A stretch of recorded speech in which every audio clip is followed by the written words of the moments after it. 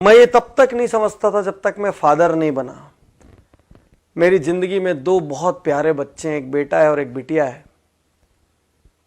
बेटा बड़ा है। जब वो हुआ तो मेरे को समझ आया पिता बनना क्या होता है। मुझे लगता है उसके बाद हमारे जीवन का हर निर्णय उसके हिसाब से हुआ। यहां जाने से वो रोता है, वहां नहीं जाएंगे। वहां जाने से वो हंसता है तो वहां जाएंगे। उसको इस तरीके की पिक्चरें पसंद है तो ऐसी पिक्चरें जाएंगे। उसको मॉल में जाना पसंद है तो मॉल में जाएंगे।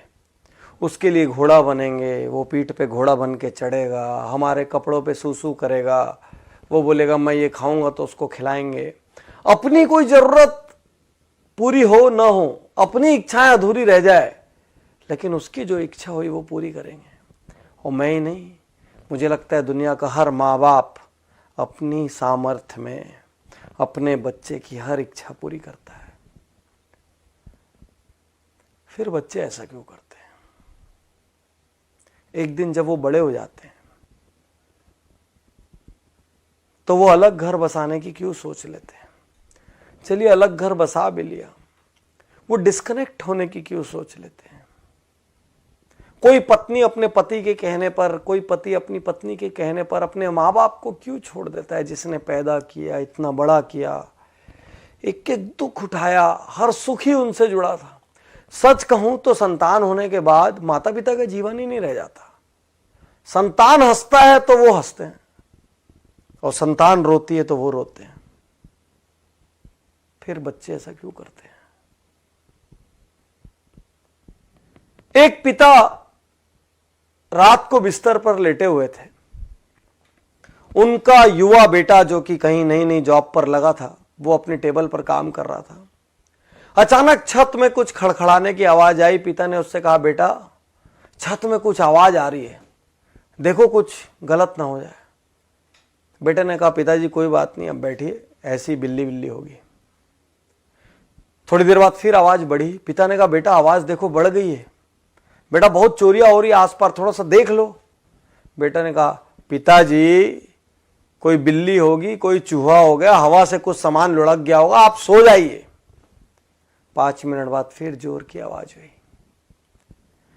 पिता उठ गए। पिता ने कहा, बेटा देख लेता तो अच्छा होता, कुछ हो ना जाए। और बच्चा जोर से भड़क के कहता है, आपको तो नींद आती नहीं है, आपको क्या है, दिन भर आप सोते रहते हो, आपको कोई काम है नहीं, मुझे तो काम करने दो।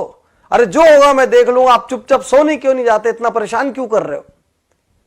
पिता की आंखें गीली हो गई, नम हो गई आंखें। पिता चुप रहे,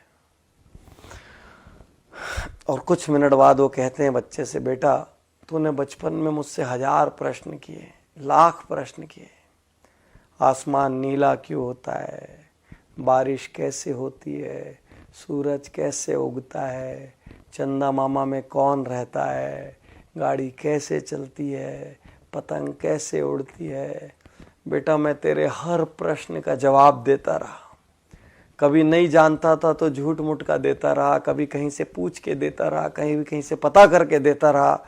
बेटा मैं तेरे पर कभी गुस्सा नहीं हुआ कि आसमान नीला क्यों होता है तो तेरे को क्या करना है उससे। बेटा मैंने कभी नहीं कहा, और आज तो मेरी छोटी सी बात से बुरा मान गया। यही तो सच्चाई है दुनिया की। एक संतान के लिए माता पिता अपना हर सुख दांव पे लगा देते हैं। वही संतान बाद में जेनरेशन गैप का नाम दे देती है। वही संतान बाद में कहती है हमारे विचार मेल नहीं खाते। विश्वासघात है ये, गलत है ये। जितना आपकी सामर्थ्य हो उतना आपको करना चाहिए। मैं ये नहीं कहता कि आप श्रवण कुमार बन जाए और कांधे पर उठाकर लेके जाएं, लेकिन जितनी आपकी सामर्थ्य हो उतना आपका दायित्व बनता है। और आपके माता पिता मॉडर्न नहीं है तो संकोच मत करिए। वो मॉडर्न इसलिए नहीं है क्योंकि वो उतने समृद्ध नहीं थे, उनके पास वो लग्जरीज नहीं थी, उनको इंग्लिश बोलना नहीं आता तो शर्म मत करिए, क्योंकि उस समय इंग्लिश मीडियम स्कूल नहीं थे, और थे भी तो उनकी क्षमता नहीं थी। क्षमता होती तो क्यों भला वो हल्के रहते। लेकिन आप ये तो सोचो कि उन्होंने आपके लिए क्या किया। उन्होंने ये